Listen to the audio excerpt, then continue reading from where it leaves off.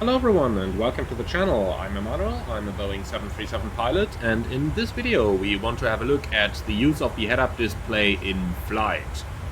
Now, I have not actually flown a Boeing 737 with a real HUD, so everything you see in this video is based on real-life documentation and on a couple of chats I had with some pilots using the heads-up display. So, we're currently in the climb out of Düsseldorf Airport, and we are going to check what the heads-up display offers us in here. We are operating the heads-up display in primary mode in this video, so that is what you see. And as you can see down here, primary mode is what is selected. The first thing you are going to notice is that the HUD in primary mode looks pretty similar to the primary flight display itself, as you can see down here.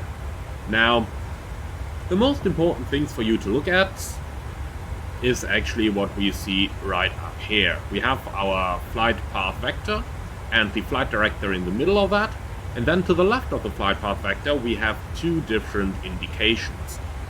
This little bar you see on the bottom up here is the speed deviation from the target speed.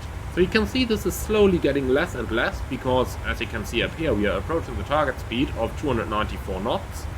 And then on the left side of that, this little triangle you see up here is an indicator of the total energy state of the airplane. Now, if this is above this little wing of the flight path symbol down here, then we are basically gaining energy, as in we are accelerating.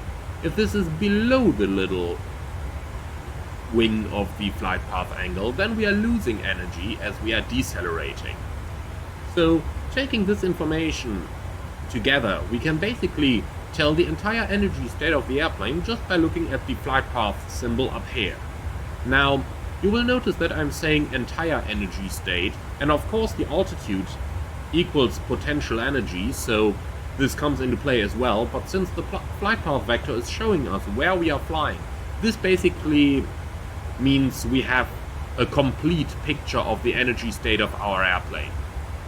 Now let's have a look into the next thing that a lot of people notice, and that is the horizon line, which is actually above the horizon.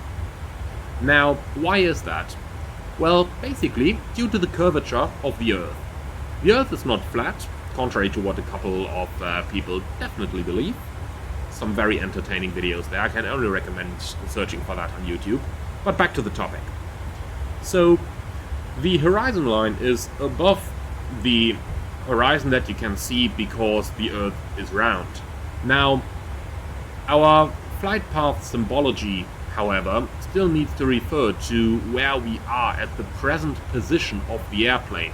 And for that very reason, the horizon line we see up here on the heads-up display basically reflects 0 degrees of pitch at the present position. Now, since we are climbing to a higher altitude and since the Earth is curved, that means that the horizon line actually rises above the horizon because it represents the horizon at the present position of the plane and not the horizon as we see it outside a couple hundred miles away. Other symbology on the head-up display in climb is fairly similar to what you are used to from the primary flight display. We have our airspeed tape on the left, which basically works the same it does on the primary flight display. The same goes for the altimeter on the right hand side, with the exception that pre-selected altimeter settings are not going to show on the heads-up display. The same goes for our flight mode enunciators up here, currently showing N1, LNAV, VNAV speed and command to indicate the autopilot is on. Note the command symbol is moved to the upper right compared to the middle of the screen where it would be on the primary flight display. Now, this reflects the EFIS map layout if you're using that. However, the primary reason is to keep the symbology in the middle where the airplane is basically going as free as possible. The difference to the flight mode annunciator in the primary flight display, however, is that the head-up display does not show armed modes. So we will only see what's active, not what is armed. In the middle over here then we can see our heading indication, which is currently 175 degrees, and down here on the horizon line you also see the heading indications and the heading bug as it is right now. On the bottom of the screen then we have a very simplified RMI, but this one does not show you any ANAF information. This only gives you raw data information. And since we are currently tuned to VOR1, this is what the source indicates up here, and therefore this display is tuned to VOR1.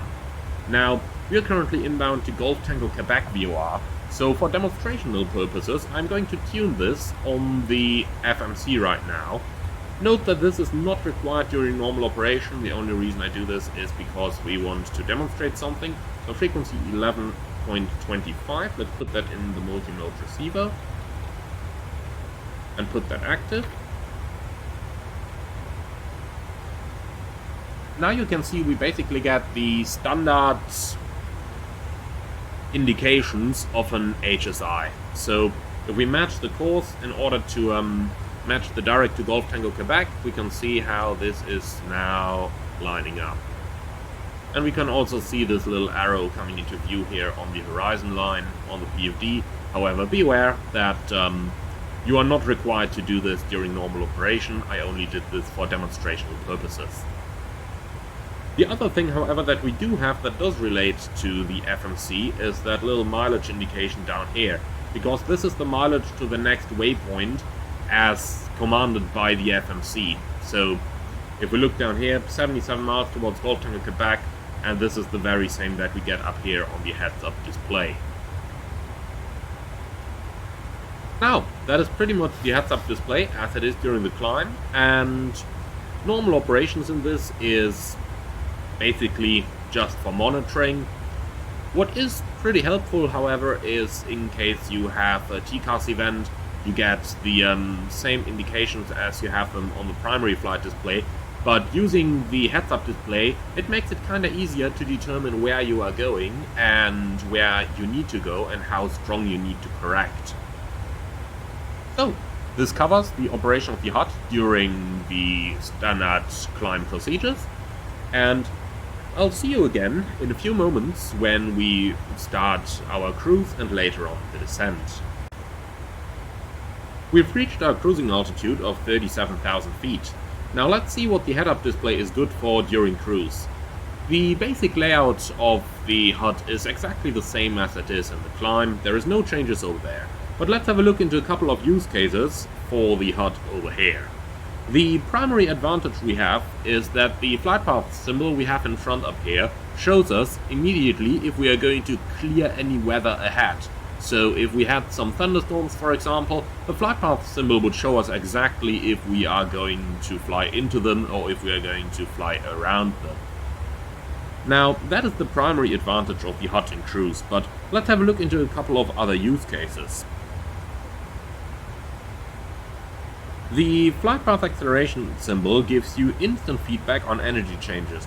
Should you, for example, encounter wind shear during takeoff and landing, it gives you an earlier indication than the reactive wind shear system, thereby giving you more time to react. The early application of the recovery technique in these situations could mean the difference between life and death. When operating in areas of mountain wave activity, and this is particularly relevant for the cruise flight as well, as you will often encounter those mountain waves when you have strong winds and flying across mountainous areas such as the Alps. And when operating in areas of mountain wave activity, the head-up system gives you a heads up that you are about to encounter this phenomenon.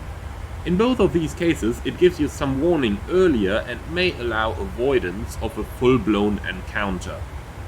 Another advantage here is auto-throttle inoperative operations. The flight path acceleration symbol gives you precise throttle settings during auto-throttle inoperative operations. You may be able to precisely set your power and maintain a desired airspeed without the use of manuals or flight plans, and thereby helping reduce your workload. So basically, when you have the little triangle over here exactly aligned with the flight path vector, then you will immediately know that you are maintaining a speed, even while the speed indicator itself may deviate a little bit up and down due to wind changes. Another point where the head-up system is really useful is in case of smoke in the flight deck. An added bonus of using the HGS for all flight operations is the capability acquired during a cockpit smoke environment. Tests have concluded that head-up displays positively enhance the flight critical instrument visibility during thick smoke conditions and will provide this critical information long after you are unable to see your heads-down instruments, as smoke densities can increase by the factor of 10 after conventional instruments can no longer be seen, while the head-up system symbology will still be visible. Zero visibility landing on a head-up system are routinely exercised in the simulator, and therefore in an emergency, if the pilot can see the HGS symbology, he can still land the aircraft even if that zero visibility is inside the cockpit and not outside. Some airlines are mandating that the head-up system be used during all phases of flight for this very reason. Now, a last point over here that I want to mention is the TCAS and unusual attitude recoveries. During TCAS actuation, the HUD gives you the option to stay outside the cockpit, where you have a chance of seeing other aircraft during the encounter. Also, during unusual attitude recoveries, the capability to see visual cues outside can be very helpful in many circumstances.